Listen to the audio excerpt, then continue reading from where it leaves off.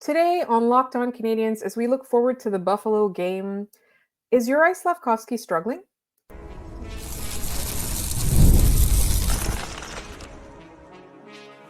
You're Locked On Canadiens, your daily podcast on the Montreal Canadiens, part of the Locked On Podcast Network, your team every day.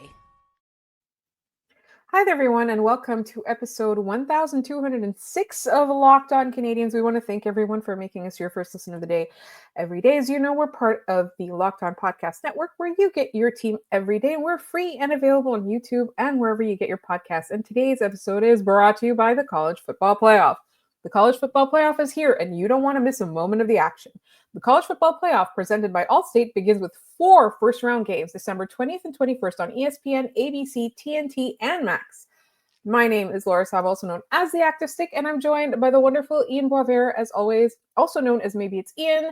A little bit later, we are going to be reminding everyone of our contest, and we have a little bit of a call to action for you guys, but first, we're going to talk about our Habs Weekly Forecast, and I'm going to pretend that I prepared this, but it was really Ian, even though I'm the one hosting. Ian, how are you doing today? Are you ready for this Buffalo game?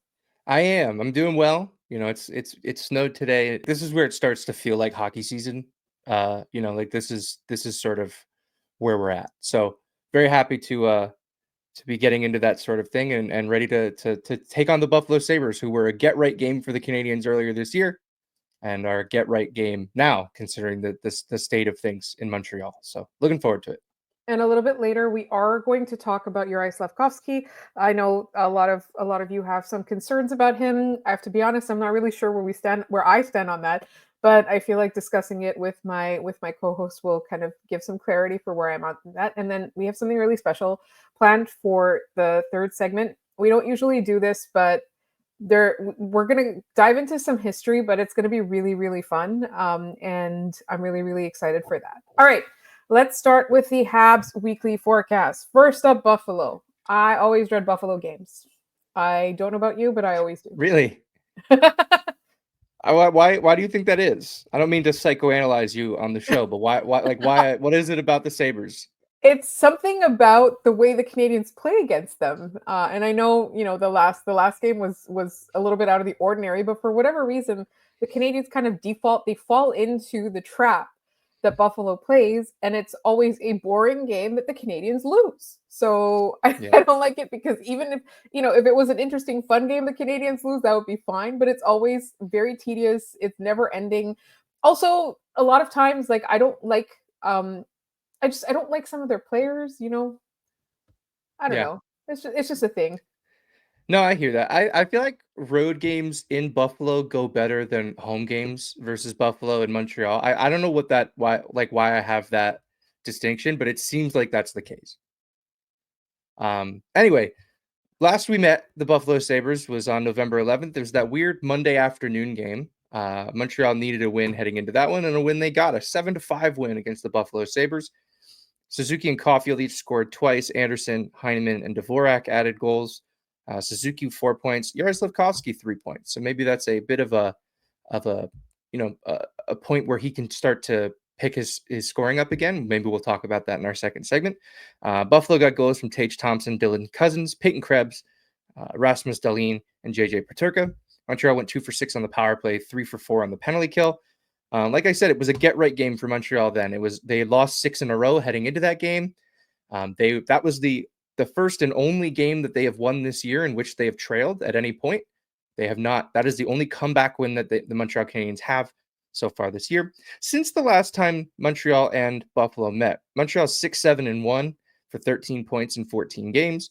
Buffalo is 4-8-3 for 11 points in 15 games. So fewer points, more games. That's bad news for the Buffalo Sabres, who are kind of making headlines recently for all the wrong reasons.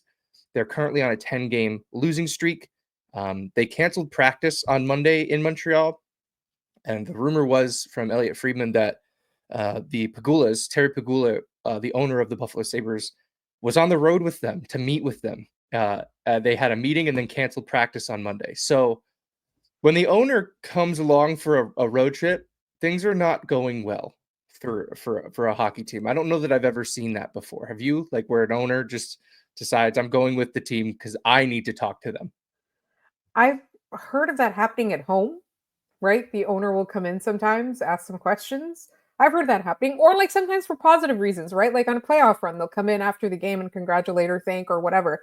But I don't know that I've heard of this happening. Sometimes the GM will go on the road, and then that's Yeah. when you know the coach is in the hot seat. And I honestly, truly, I don't know because I'm not. I don't know. I don't have a read on the Pagulas because they do seem to me to be the kind of family that would interfere in all hockey operations, right? Like that's just like they seem like that. But I don't know because I feel like at some point something will have changed if they're constantly interfering, right? Yeah. Yeah. And my first thought was, why is the owner meeting with them at the Bell Center, like in the locker room, essentially? Yeah. Like, are you getting the opinion of the players on whether or not the coach needs to go? Are you getting the opinion of the players on whether or not the GM needs to go? Like, what's happening there? It's just it. I mean, Kevin Adams is a dead man walking. In honesty, like that this is the 8th iteration of this Buffalo Sabres rebuild, and it's failed again. And there's really Buffalo has never had a plan outside of be bad, draft high. That's been it. There's been no coherent plan for how they can turn this into a winner. So, that's the the cautionary tale with these tanking rebuilds is, okay, you have all the stuff. Now you need to turn to the next gear. You need to get to the spot where you can start to become something. We thought this would be the year for them. It very was not. Um, so Buffalo is currently the only team worse in the Atlantic than Buffalo is Montreal. They are 7th in the Atlantic, 29th in the NHL, 11, 16, and 4. Alex Tuck leads them with 25 points in 31 games. Tage Thompson has 25 points as well in 26 games. He lost them due to injury, and he's still almost a point per game player. Devin Levi, the goaltender, sent back to Rochester of the American Hockey League. So we will get one of Ukko-Pekka Luukkonen, who's a 903 and a 280, who was pulled in the last matchup with the Montreal Canadiens for giving up 4 goals on 18 shots, or the guy who's still somehow in the league, James Reimer, 892, 297. What are your keys to this one against Buffalo? Apparently, James Reimer is in Buffalo. Are my keys Yeah. to the game? Honestly, this is a team in disarray. You know, like the Canadians, they just need to play hard. They need to have that killer instinct. They don't have one. They need to develop one, and this is a really good time to start. Yeah, I say you are not out of any game against the Buffalo Sabres. The Canadiens' only comeback win is against Buffalo. The Sabres are only 7-4-4 when leading after the first period. They have lost more often than they have won when they have a lead after 20 minutes. It's terrible. 7-8-4 when scoring first. When they score Wow. first, they have a losing record. That and the standard protect the puck, as I've always been saying. All right, we have to rush through to games against the Detroit Red Wings, a home and home with the Red Wings. Detroit is 12-14-4, 28 points. The next rung up in the Atlantic at 6th, 26th in the NHL. Very weird season series last year against Detroit. 1-0-3 were the Montreal Canadiens. Every game went to extra time. We had 3 overtimes and a shootout, 5-4 overtime, or I should say 3-2 overtime win. Caulfield had the winner, a 3-point night from Mike Matheson. A 5-4 overtime loss. Jake Wallman had the overtime winner. Suzuki, Lidstrom, Barron, and Armia scored. Actually, the rest of the games are 5-4. 5-4 overtime loss again with Lucas Raymond having the game-winning goal and a 5-4 shootout loss with Kane scoring the game winner on Primo. They have 2 wins in their last 8 games, does Detroit. Lucas Raymond, 12 goals, 19 assists for 31 points. They have 3 players with 12 goals, him, Dylan Larkin, and Alex DeBrincat. I'm watching Brendan Gallagher. He loves playing against Detroit, 28 points in 33 games. He's tied for that's tied for the most points against one team in his career. He's tied. Detroit and Boston are tied in giving up points to Brendan Gallagher. Not sure who they're going to play in net. Alex Lyon is currently on injured reserve. Cam Talbot, also hurt, won't play in their game Wednesday against the Flyers. So that leaves Ville Husso, who's an 877 and a 347, and Sebastian Cossa, who's played one game, 857 and a 267. Power play is above league average, but their penalty kill is the second worst in the league. So, special teams are an area where Montreal can feast here. What are you looking at against Detroit? I think we talked about it in our last game. Special teams suffered last week. If they're able to right that ship, it'll be great. With Detroit, I think they are a team that is also struggling. They're wild, like Ottawa. They're wildly underperforming expectations. And the Canadians just have to zone in on the reason for that, right? And again, we're talking, we're not sure who's going to be ready in goal, but they've got two current working goaltenders, so it's a safe bet that we're going to see both of them, Yeah. Unless somebody else comes back from injured reserve. Yeah. For me, it's protect Primo. Primo's getting one of those games, and it's probably the road game, and it's probably not going to go particularly well for him. Nothing really has this year. So you have to find a way to insulate him. And don't leave it for the third period. The third period is the Wings' best period. They have an even goal differential in that period. Montreal cannot win in the third period against other teams. They're not going to be able to do it in these two games unless they somehow learn to do it overnight. So get up early, stay up. That's just how this is going to work. And protect the puck as always. Don't turn the puck over. Don't help the Red Wings at all. That would be great. Yes, that would be really nice. But who does need help is Juraj Slafkovsky. He might be struggling right now, and we're going to talk about that in just a moment here on Locked On Canadiens. Today's episode is sponsored by Bilt Rewards. If you're a renter, listen up. This is a total game changer. Thanks to Bilt, you can now earn points on rent payments just like you do with groceries or travel. Paying rent now comes with serious perks, and it's completely free to join. Earn valuable Bilt points on your rent and everyday spending at no extra cost. Redeem points for flights, hotel stays, and even future rent payments. With over 500 airlines and 700,000 hotels in their program, the possibilities are endless. Access unique experiences that are exclusive to Bilt members. And I love using points for travel. That's usually how I do most of my travel. People often ask me, why are you always off on this podcast? You travel a lot. And it's with points. You can start earning points on rent you're already paying by going to joinbilt.com/lockedonnhl. That's joinbilt.com/lockedonnhl. Make sure to use our link so they know that we sent you. Don't wait. Start earning rewards today. The World Series, the Super Bowl, the Olympics. The world's top athletes get to play in these top-level sporting events thanks to one thing: teamwork. And teamwork can also protect your financial legacy and your family's future. SelectQuote's licensed insurance agents are the perfect teammates when shopping for customized, affordable life insurance. They can find you the right policy to keep your financial legacy safely in your family's end zone. You invest so much time to take care of yourself and be the healthiest, best version of you. SelectQuote's exclusive policies can reward that effort. If you're in good health, they work with carriers that could get you same-day coverage for up to $5 million, no medical exam required. And these policies are more affordable than you think. You could get coverage for up to $1 million for as little as $20 per month. Get the right life insurance for you for less at selectquote.com/lockedonnhl. Go to selectquote.com/lockedonnhl today to get started. Selectquote.com/lockedonnhl.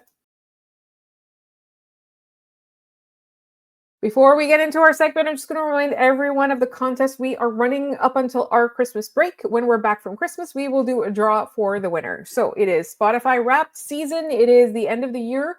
And Ian is giving away his precious Carey Price 13x11 signed picture. Signed. It's a signed picture. It is fantastic. And you can see it if you're on YouTube. You can see it's in pristine condition as well. And all you have to do is one of two things. So if you listen to us on Spotify or any other app that curates your year-end list and tells you what you've been listening to most, if we're in your top 5, send us a screenshot of that.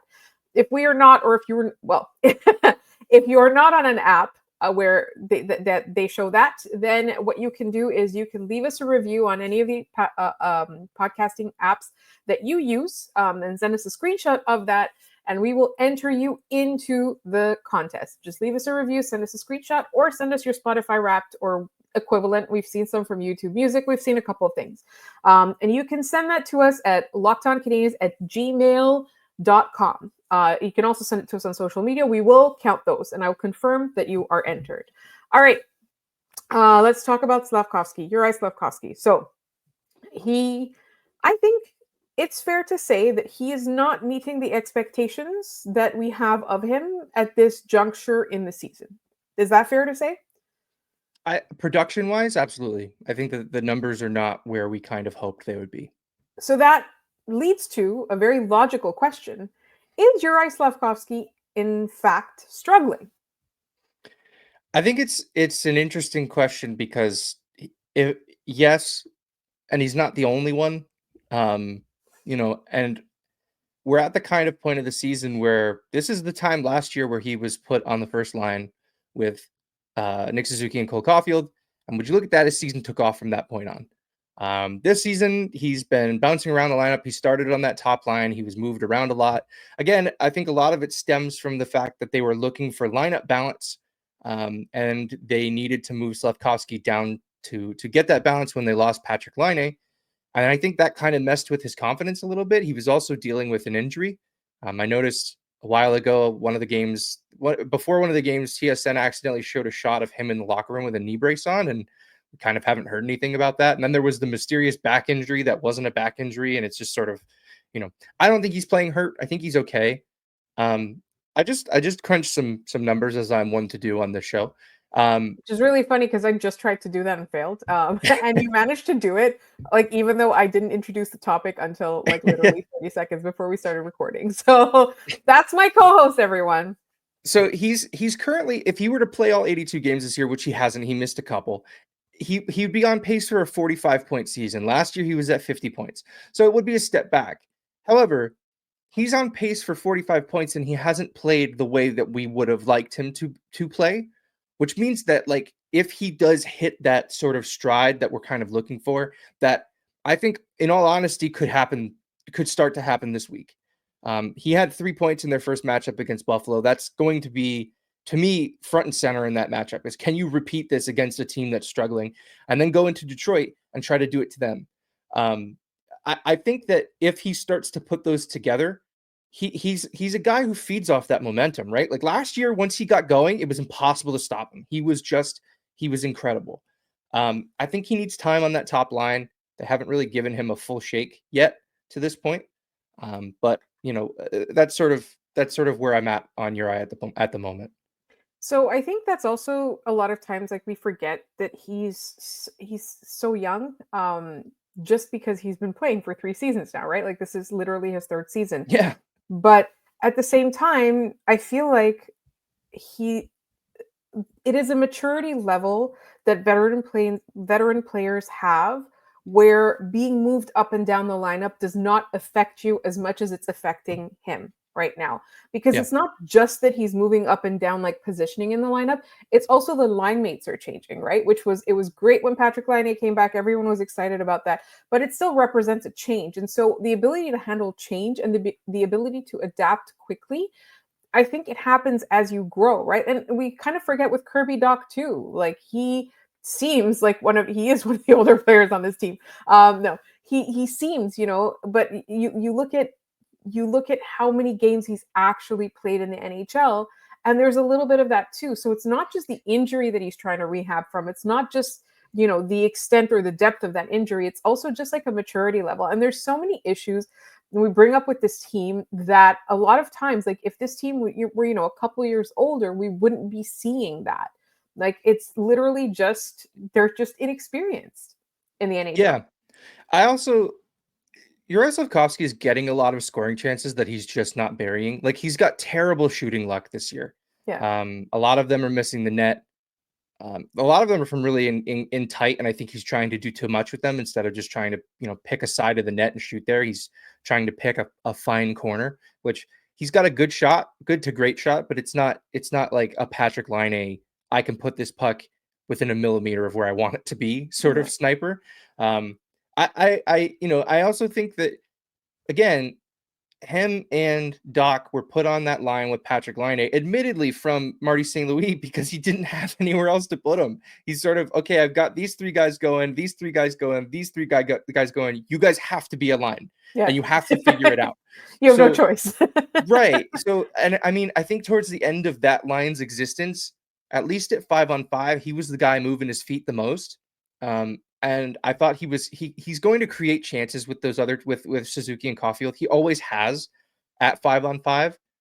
I am a little worried about that second line now. I was worried about it when Slaf was there, and now Newhook's there, and it adds another dimension. Don't get me wrong, but I just don't know that that's the right mix for that line. They're trying to add speed. So they're adding one guy who plays with speed. Well, that doesn't make the line faster. That means you added a fast guy to the line. Those are different concepts to me. So we'll see how it works. But I'm excited to get another long look at Slav on that top line, because ideally that's what you would want until, of course, Demidov is here and changes the conversation entirely. We're gonna have the same conversation again next year, I think. Right. But I think the bottom line with Slafkovsky too is that, you know, people are pointing out, oh, he's not scoring, blah blah blah. But I've liked a lot of the other things that he's done in the in the last little while, in the last stretch, playing a more physical game, being a little bit more annoying, a little bit more pesky, right? So like there are games where he's been abjectly like, you're like, oh no, this was not a good game for Slav. But I wouldn't say that the last 20 games were that, right? So yes, he's struggling in terms of production, as you pointed out, Ian. So I'm really glad I asked this question. And I'm also really annoyed that you were so quick to be prepared while I was trying to prepare and it didn't happen. But yeah, so I think the bottom line is, you know, we got to give him some time and see what happens on that first line. Maybe Marty will give him some time and we'll see what happens on that first line. But in the meantime, we have to move on. We've got a really fun Buffalo, like dive into Buffalo history. And that's coming up in just one moment. And don't forget our daily trivia, because I know Ian asked a sicko question yesterday and it's got a sicko answer. And that's coming up in our next segment.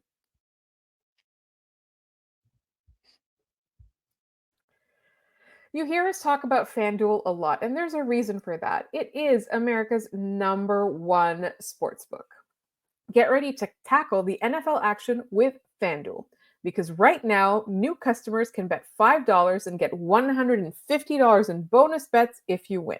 The FanDuel Sportsbook app gives you everything you need to place live bets on the NFL all in one place. So when you get a hunch in the middle of the game, you can check out the latest stats, view live play-by-play, and so much more on the same page where you place your bets. Just visit fanduel.com to join today. You'll get started with $150 in bonus bets if you win your first $5 bet. And the app is so easy to use. Everything is there. Honestly, it just makes everything so simple. And I'll say that again. You'll get started with $150 in bonus bets if you win your first $5 bet. That's fanduel.com.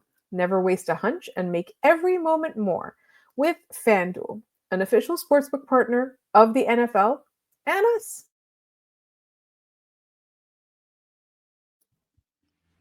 All right, it is our final segment. A couple of weeks ago, Ian asked a question, or maybe it was last week. I think it was last week. Time is a flat circle, though, none of it matters. And I really wanted us to do a deep dive because it's one of the more fun things that happened in the NHL.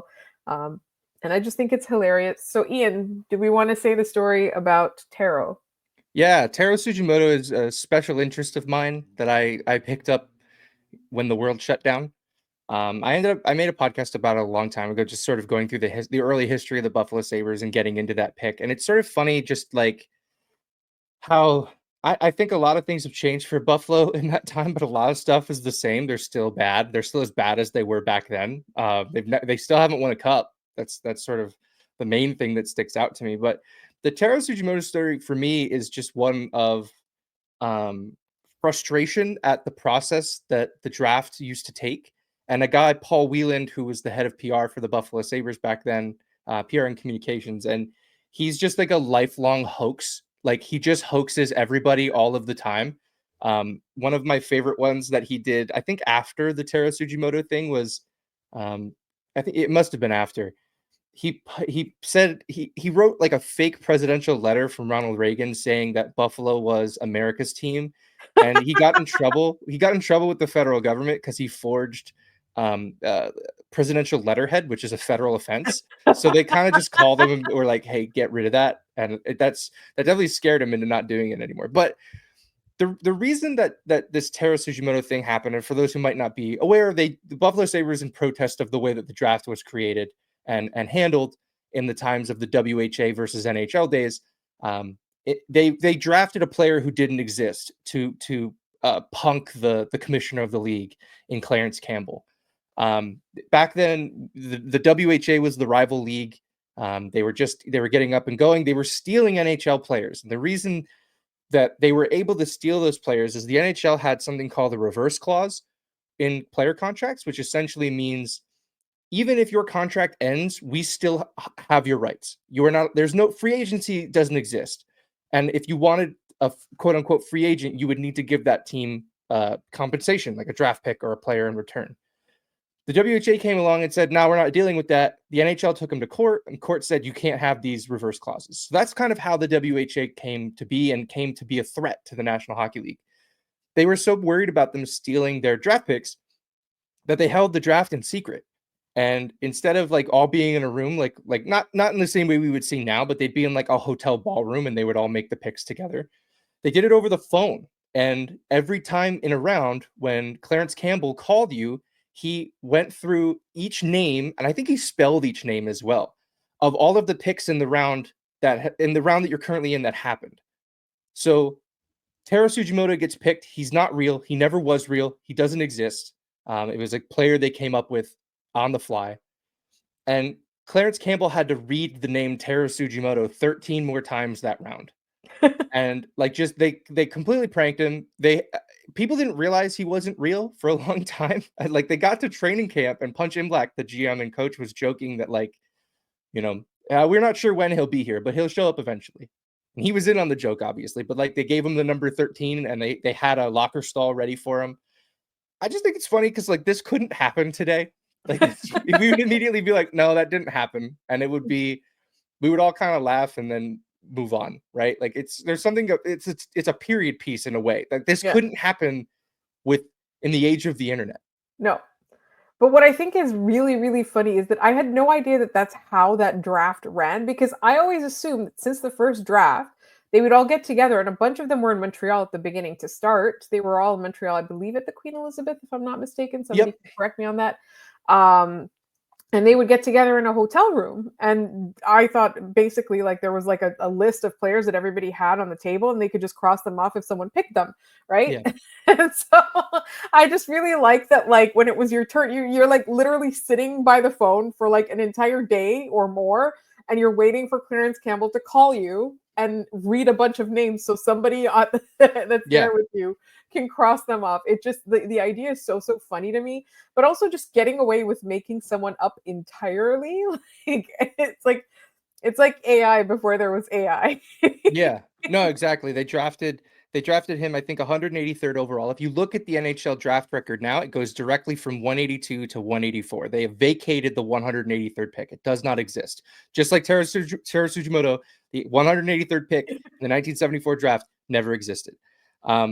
They picked the name Sugimoto. I believe it was, I'm trying to find it in my notes here. There was Sugimoto Garden and Gifts on Route 16 in Western New York.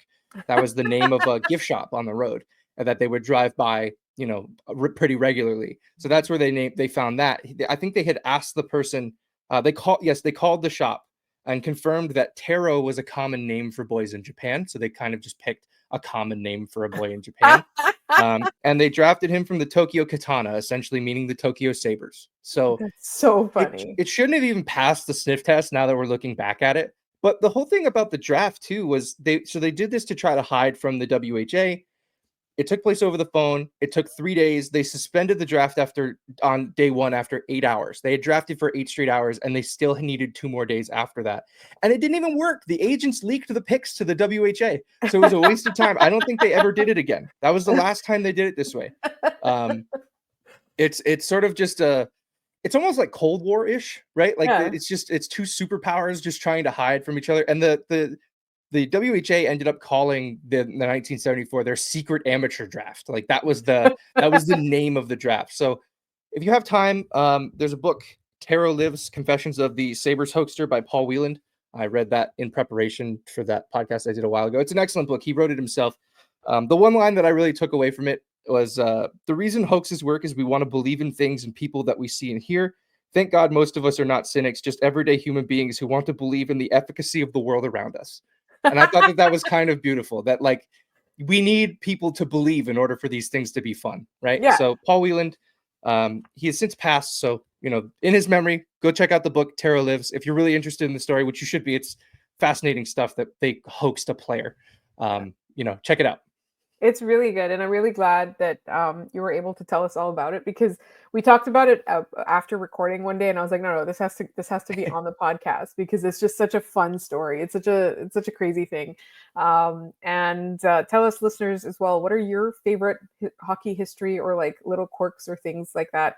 And in the meantime, it is time for our trivia question. Ian, what was your insane question from yesterday? The question itself seems innocuous, but Right. The answer is hilarious. So it was a standard follow the player through their career question, but you would notice that Montreal was not one of the teams. It was Buffalo, Pittsburgh, Winnipeg, Hartford, Chicago, Ottawa, Buffalo.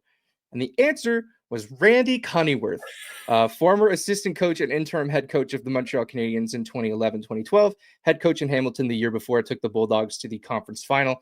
But poor Randy Cunneyworth, like that was really it. He got one more crack at an AHL head coach job, and that was really the end. yeah. They kind of ruined that man, and it was never his fault. And he was made the fall guy for what was an incredibly toxic work environment led by Pierre Gauthier. That, you know, like I just think about how they traded Mike Camilleri mid-game and then wouldn't give him his jersey from his last game. Yeah. Like that to me just stunk. All of it, yeah. all of it. Just like throwing Randy Cunneyworth to the wolves like that. Just Yeah. get a guy off the street who speaks French. Like, you know what I mean? Yeah. Or like some amateur coach in Connecticut who Yeah. also speaks French. Like that's kind of what they did now. Anyway, today's question, in honor of Teru Sugimoto. Teru Sugimoto went 183rd in the 1974 NHL draft. Who went first overall in that year's draft? 1974. Who was the first overall pick in the NHL draft that year? Good luck. Put it in the comments below if you have the answer. We'll pin whoever gets it right and shout you out on the show. Thank you so much, everybody, for listening. And you know, you can find us anywhere you get your podcasts, as well as on YouTube. Please subscribe, like, tell your friends. Do not forget our contest. What is wrong with me today? I have no idea. And also, there is no game on Thursday night, so we are doing an all mailbag episode. Send in your questions. Send us lots of questions. Send us the craziest things you can think of. You can send them to us at lockedoncanadiens@gmail.com. You can leave them in the YouTube comments. We are on Blue Sky at Locked On Canadiens. We are on TikTok at Locked On Canadiens. We are on Instagram at Locked On Canadiens. We are everywhere at Locked On Canadiens now. So find us anywhere. Send us those questions. You can find my wonderful co-host at Maybe It's Ian on social media. You can find me at The Active Stick. Thank you, everyone, so much for listening, and we will talk to you tomorrow to recap that Buffalo game.